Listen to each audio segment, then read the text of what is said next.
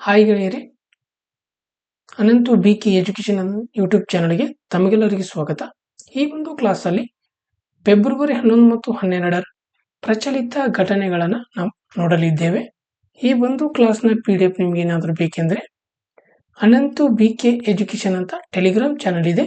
ಈ ಟೆಲಿಗ್ರಾಮ್ ಚಾನಲ್ನ ಲಿಂಕನ್ನು ಕೆಳಗಡೆ ಡಿಸ್ಕ್ರಿಪ್ಷನ್ ಬಾಕ್ಸ್ನಲ್ಲಿ ಕೊಡಲಾಗಿರ್ತದೆ. ಅಲ್ಲಿ ಹೋಗಿ ನೀವು PDF ಅನ್ನು ಡೌನ್ಲೋಡ್ ಮಾಡ್ಕೊಳ್ಬಹುದು.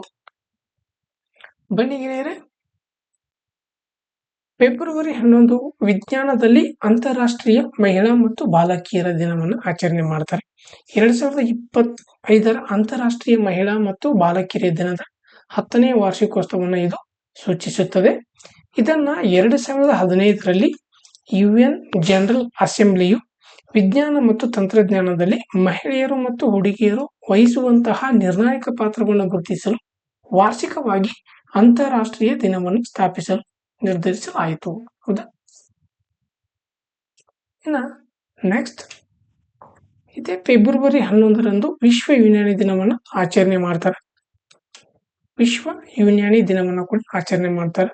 ವಿಜ್ಞಾನಿ, ವೈದ್ಯ, ಶಿಕ್ಷಣ ತಜ್ಞ ಮತ್ತು ಸ್ವಾತಂತ್ರ್ಯ ಹೋರಾಟಗಾರರಾದಂತಹ ಹಕೀಂ ಅಜ್ಮಲ್ ಖಾನ್ ರವರ ಜನ್ಮ ವಾರ್ಷಿಕೋತ್ಸವವನ್ನು ಇದು ಸ್ಮರಿಸಲಾಗ್ತದೆ. ಯುನಾನಿ ಔಷಧವು ಕ್ರಿಸ್ತಪೂರ್ವ 460ರಲ್ಲಿ ಹಿಪ್ರೋಕ್ರೇಟಿಸ್ನಿಂದ ಬೋಧನೆಗಳನ್ನು ಆಧರಿಸಿ ಪ್ರಾಚೀನ ಗ್ರೀಕ್ ವೈದ್ಯಕೀಯ ಪದ್ಧತಿಯೇ ಇದು ಆಗಿರುವಂಥದ್ದು.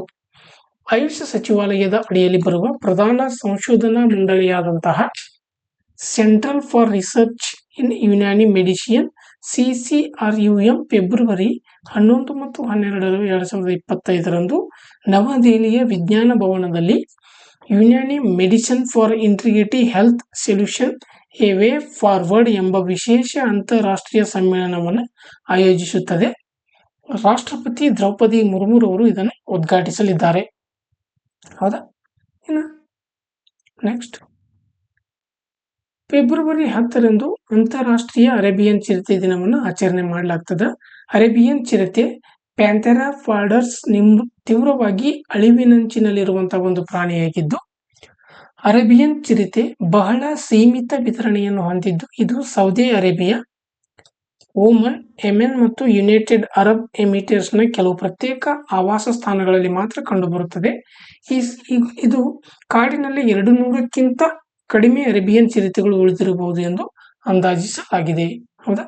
Next international day of the Arabian leopard ದಿನವನ್ನು ಫೆಬ್ರವರಿ 10ರಂದು ಆಚರಿಸಲಾಗ್ತದೆ. ನೆಕ್ಸ್ಟ್, ಭಾರತ ಮತ್ತು ಈಜಿಪ್ಟ್ ನಡುವಿನ ಜಂಟಿ ಮಿಲಿಟರಿ ವ್ಯಾಯಾಮ ಇದು ಥರ್ಡ್ ಆಗಿದೆ, ಮೂರನೆಯದ್ದಾಗಿರ್ತದೆ.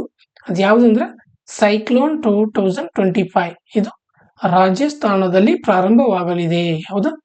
ರಾಜಸ್ಥಾನದ ಮಹಾಜನ್ ಫೀಲ್ಡ್ ಫೈರಿಂಗ್ ರೇಂಜ್ನಲ್ಲಿ 2025ರ ಫೆಬ್ರವರಿ 10ರಿಂದ 14 ದಿನಗಳ ವ್ಯಾಯಾಮವು ಮರುಭೂಮಿ ಪರಿಸರದಲ್ಲಿ ವಿಶೇಷ ಪಡೆಗಳ ಪರಸ್ಪರ ಕಾರ್ಯಸಾಧ್ಯತೆಯನ್ನು ಹೆಚ್ಚಿಸುವ ಗುರಿಯನ್ನು ಹೊಂದಿದ್ದು, ಭಾರತೀಯ ಸೇನಾ ತುಕಡಿಯನ್ನ ಪ್ಯಾರಾಚೂಟ್ ರೆಜಿಮೆಂಟ್ ವಿಶೇಷ ಪಡೆಗಳು ಇದರ ಸಿಬ್ಬಂದಿಗಳು ಇದನ್ನು ಪ್ರತಿನಿಧಿಸುತ್ತಾರೆ. ಈಜಿಪ್ಟ್ ತುಕಡಿಯಲ್ಲಿ ಈಜಿಪ್ಟ್ ಕಮಾಂಡೋ ಸ್ಕ್ವಾಡ್ರನ್ ಮತ್ತು ಈಜಿಪ್ಟ್ ವಾಯುಗಾಮಿ ಪ್ಲೂಟನ್ ಸೇರಿರುವಂಥದ್ದು. ಈ ವ್ಯಾಯಾಮವು ಸೈಕ್ಲೋನ್ನ ಮೊದಲ ಆವೃತ್ತಿಯನ್ನ 2023ರಲ್ಲಿ ಭಾರತದಲ್ಲಿ ಇದನ್ನ ನಡೆಸಲಾಯಿತು. ಹೌದಾ? 2023ರಲ್ಲಿ ಭಾರತದಲ್ಲಿ ಇದನ್ನು ನಡೆಸಲಾಯಿತು. ಯಾವುದಂದ್ರೆ ವ್ಯಾಯಾಮ ಸೈಕ್ಲೋನ್ನ ಮೊದಲ ಆವೃತ್ತಿಯನ್ನ ಭಾರತದಲ್ಲಿ ನಡೆಸಲಾಗಿತ್ತು. ಹೌದಾ? ಇನ್ನು ನೆಕ್ಸ್ಟ್, ಫೆಬ್ರವರಿ 12 ರಾಷ್ಟ್ರೀಯ ಉತ್ಪಾದಕತಾ ದಿನವೆಂದು ಆಚರಣೆ ಮಾಡಲಾಗ್ತದೆ. ಈ ರಾಷ್ಟ್ರೀಯ ಉತ್ಪಾದಕತಾ ಮಂಡಳಿಯು NPC ಸ್ಥಾಪನೆಯ ಸ್ಮರಣಾರ್ಥವಾಗಿ ಇದನ್ನು ಆಚರಣೆ ಮಾಡ್ತಾರೆ. ಭಾರತೀಯ ಉತ್ಪಾದಕತಾ ಸಪ್ತಾಹ ಫೆಬ್ರವರಿ 12ರಿಂದ ಫೆಬ್ರವರಿ 18ರವರೆಗೆ. ಹೌದಾ? ಈ ಒಂದು ವಾರದ ಥೀಮ್ ಏನಂದ್ರೆ ಐಡಿಯಾಗಳಿಂದ ಪ್ರಭಾವರಾದವರಿಗೆ, ಸ್ಪರ್ಧಾತ್ಮಕ ನವೋದ್ಯಮಗಳಿಗೆ ಬೌದ್ಧಿಕ ಆಸಕ್ತಿಯನ್ನ ರಕ್ಷಿಸುವುದು ಎಂಬುದು ಈ ವಾರದ ಥೀಮ್ ಆಗಿರ್ತದ. ಹೌದಾ?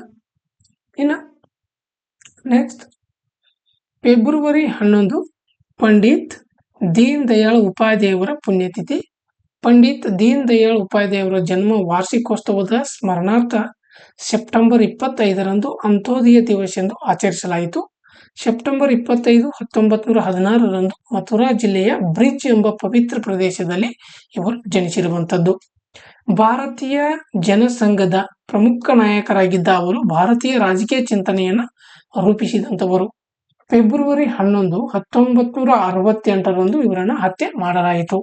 ಹೌದಾ?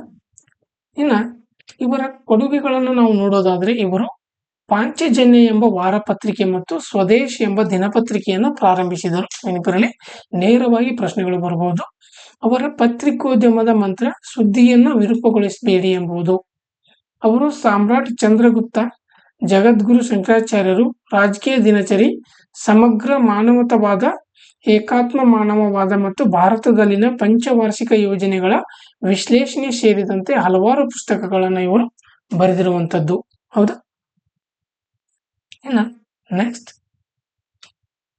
ಭಾರತವು ತನ್ನ ಮೊದಲ ಸ್ವದೇಶಿ ಸ್ವಯಂಚಾಲಿತ ಜೈವಿಕ ವೈದ್ಯಕೀಯ ತ್ಯಾಜ್ಯ ಸಂಸ್ಕರಣಾ ಘಟಕವನ್ನು ಪ್ರಾರಂಭಿಸಿರುವಂಥದ್ದು.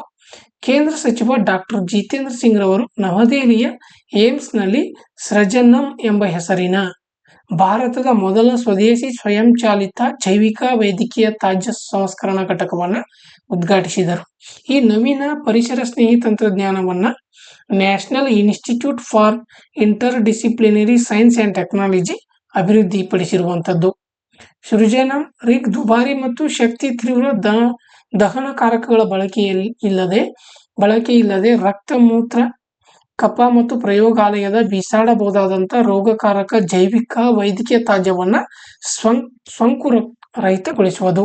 ಹೆಚ್ಚುವರಿಯಾಗಿ ರಿಗ್ ದುರ್ವಾಸನೆ ಬೀರುವ ವಿಷಕಾರಿ ತ್ಯಾಜ್ಯಕ್ಕೆ ಆಹ್ಲಾದಕರವಾದಂಥ ಪರಿಮಳವನ್ನು ಇದು ನೀಡುತ್ತದೆ. ಹೌದು. ಇನ್ನು ನೆಕ್ಸ್ಟ್, ಭಾರತವು ಮೇ 1ರಿಂದ 4ರವರೆಗೆ 2025ರಿಂದ ಮುಂಬೈನಲ್ಲಿ ಉದ್ಘಾಟನಾ ವೇವ್ ಶೃಂಗಸಭೆಯನ್ನು ಆಯೋಜಿಸಲಿದೆ. ಭಾರತವು ಮೇ 1ರಿಂದ 4ರವರೆಗೆ ಮುಂಬೈನಲ್ಲಿ ಮೊದಲ ವಿಶ್ವ ಆಡಿಯೋ ವಿಜುವಲೈಸ್ ಎಂಟರ್ಟೈನ್ಮೆಂಟ್ ಶೃಂಗಸಭೆಯನ್ನು ಆಯೋಜಿಸಲಿದ್ದು, ದೇಶವನ್ನು ಜಾಗತಿಕ ಮಾಧ್ಯಮ ಮತ್ತು ಮನರಂಜನಾ ಕೇಂದ್ರವಾಗಿ ಇರಿಸುವಂಥ ಗುರಿಯನ್ನು ಇದು ಹೊಂದಿದ್ದು, ವೇವ್ಸ್ ಮಾಧ್ಯಮ ಮತ್ತು ಮನರಂಜನೆ ಉದ್ಯಮದಲ್ಲಿ ಚರ್ಚೆಗಳು, ಸಹಯೋಗ ಮತ್ತು ನಾವೀನ್ಯತೆಯನ್ನು ಬೆಳೆಸುವ ಪ್ರಮುಖ ಜಾಗತಿಕ ವೇದಿಕೆ ಇದು ಆಗಿರುವಂಥದ್ದು. ಮಾಹಿತಿ ಮತ್ತು ಪ್ರಸಾರ ಸಚಿವಾಲಯದಿಂದ ಇದನ್ನು ಆಯೋಜಿಸಲಾಗಿದೆ. 31 ಸ್ಪರ್ಧೆಗಳಲ್ಲಿ 70,000ಕ್ಕೂ ಹೆಚ್ಚು ನೋಂದಣಿಗಳೊಂದಿಗೆ ಕ್ರಿಯೇಟಿವ್ ಇನ್ ಇಂಡಿಯಾ ಸವಾಲುಗಳು ಸೃಜನಶೀಲತೆ, ಪ್ರತಿಭೆ ಮತ್ತು ಅಂತಾರಾಷ್ಟ್ರೀಯ ಭಾಗವಹಿಸುವಿಕೆಯನ್ನು ಉತ್ತೇಜಿಸುತ್ತಿರುವಂಥದ್ದಾಗಿದೆ. ನೆಕ್ಸ್ಟ್, ಭಾರತವು ಸ್ಥಾಪಿತ ಸೌರಶಕ್ತಿ ಸಾಮರ್ಥ್ಯದ 100 ಗಿಗಾವ್ಯಾಟ್ಗಳನ್ನು ಮೀರುವ ಮಹತ್ವದ ಮೇಲುಗಲ್ಲನ್ನು ತಲುಪಿರುವಂಥದ್ದು. ಪ್ರಧಾನಮಂತ್ರಿ ನರೇಂದ್ರ ಮೋದಿ ಅವರು ನಿಗದಿಪಡಿಸಿರುವ 2030ರ ವೇಳೆಗೆ 500 ಗಿಗಾವ್ಯಾಟ್ ಪಳೆಯುಳಿಕೆಯೇತರ ಇಂಧನ ಆಧಾರಿತ ಇಂಧನ ಸಾಮರ್ಥ್ಯದ ಮಹತ್ವಾಕಾಂಕ್ಷಿ ಒಂದು ಗುರಿಯಾಗಿರುವಂಥದ್ದು. ಇದಕ್ಕೂ ಮೊದಲು ಭಾರತವು 2022ರ ವೇಳೆಗೆ 175 ಗಿಗಾವ್ಯಾಟ್ ನವೀಕರಿಸಬಹುದಾದ ಇಂಧನ ಸಾಮರ್ಥ್ಯವನ್ನು ಸಾಧಿಸುವ ಗುರಿಯನ್ನು ಹೊಂದಿತ್ತು. ಅದರಲ್ಲಿ 100 ಗಿಗಾವ್ಯಾಟ್ ಸೌರಶಕ್ತಿಯು ಸೇರಿದೆ. ಇನ್ನು 100 ಗಿಗಾವ್ಯಾಟ್ ಸಾಧನೆಯ ಪ್ರಮುಖ ಚಾಲಕವೆಂದರೆ 2024ರಲ್ಲಿ ಪ್ರಾರಂಭಿಸಲಾದಂತಹ PM ಸೂರ್ಯಘರ್ ಮುಫ್ತ್ ಬಿಜ್ಲಿ ಯೋಜನೆ. ಇದು ಈಗ 9 ಲಕ್ಷ ಮೇಲ್ಛಾವಣಿಯ ಸೌರಶಕ್ತಿ ಸ್ಥಾಪನೆಗಳನ್ನು ಸಮೀಪಿಸುತ್ತದೆ. ಇದು ದೇಶದಾದ್ಯಂತ ಮನೆಗಳು ಶುದ್ಧ ಇಂಧನ ಪರಿಹಾರಗಳನ್ನು ಅಳವಡಿಸಿಕೊಳ್ಳಲು ಅನುವು ಮಾಡಿಕೊಡುವಂಥದ್ದು ಆಗಿರ್ತದೆ. ಹೌದಾ?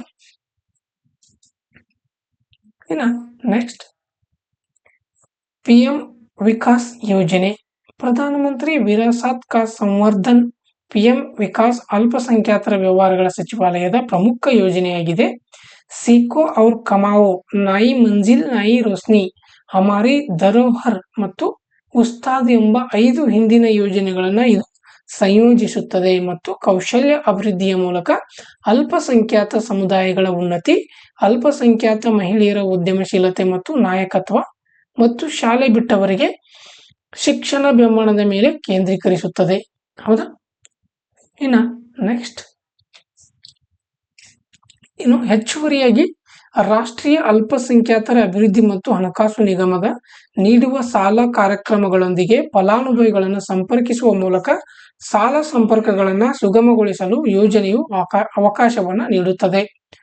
ಫಲಾನುಭವಿಗಳ ಜೀವನೋಪಾಯವನ್ನು ಹೆಚ್ಚಿಸಲು EPCH ಕರಕುಶಲ ವಸ್ತುಗಳ ರಫ್ತು ಪ್ರಚಾರ ಮಂಡಳಿ ಮೂಲಕ ಮಾರುಕಟ್ಟೆ ಸಂಪರ್ಕಗಳಿಗೆ ಬೆಂಬಲ ನೀಡಲಾಗುವುದು. PM ವಿಕಾಸ್ ಯೋಜನೆಯನ್ನು ಇದು ಜಾರಿಗೆ ತರಲಾಗಿಲ್ಲ. ಹೌದಾ? ಇನ್ನು ನೆಕ್ಸ್ಟ್ ಭಾರತೀಯ ನೌಕಾಪಡೆ ಮುಖ್ಯಸ್ಥರ ಸಮಾವೇಶ 2025. ಭಾರತೀಯರ ನೌಕಾಪಡೆ ಮುಖ್ಯಸ್ಥರ ಸಮಾವೇಶವು ಫೆಬ್ರವರಿ 8ರಿಂದ 9, 2025ರಂದು ನವದೆಹಲಿಯ ನೌಕಾ ಪ್ರಧಾನ ಕಚೇರಿಯಲ್ಲಿ ನಡೆಯಿತು. ಮಾಜಿ ಮುಖ್ಯಸ್ಥರ ಸಾಮೂಹಿಕ ಅನುಭವ ಮತ್ತು ಜ್ಞಾನವನ್ನು ಪಡೆಯುವುದು ಮತ್ತು ನೌಕಾಪಡೆಯ ಇತ್ತೀಚಿನ ಬೆಳವಣಿಗೆಗಳು ಮತ್ತು ನೀತಿ ಉಪಕ್ರಮಗಳ ಕುರಿತು ಅವರಿಗೆ ಮಾಹಿತಿಯನ್ನು ನೀಡುವುದು ಸಮಾವೇಶದ ಒಂದು ಉದ್ದೇಶವಾಗಿದೆ. ಹೌದಾ? ಇದು legacy of leadership naval chiefs through time ಎಂಬ ಶೀರ್ಷಿಕೆಯ ಪುಸ್ತಕ ಬಿಡುಗಡೆ ಮಾಡಲಾಯಿತು ಮತ್ತು ಇದು ಮಾಜಿ ನೌಕಾಪಡೆಯ ಮುಖ್ಯಸ್ಥರ ಸ್ಫೂರ್ತಿದಾಯಕ ಪ್ರಯಾಣಗಳನ್ನು ವಿವರಿಸುವಂತ ಪುಸ್ತಕವಾಗಿರ್ತದ. ಹೌದು. ನೆಕ್ಸ್ಟ್ ರೋಹಿತ್ ಶರ್ಮಾ ಏಕದಿನ ಕ್ರಿಕೆಟ್ದ ಇತಿಹಾಸದಲ್ಲಿ 2ನೇ ಅತಿ ಹೆಚ್ಚು ಸಿಕ್ಸರ್ ಬಾರಿಸಿದಂತಹ ಆಟಗಾರನಾಗಿರ್ತಾರೆ.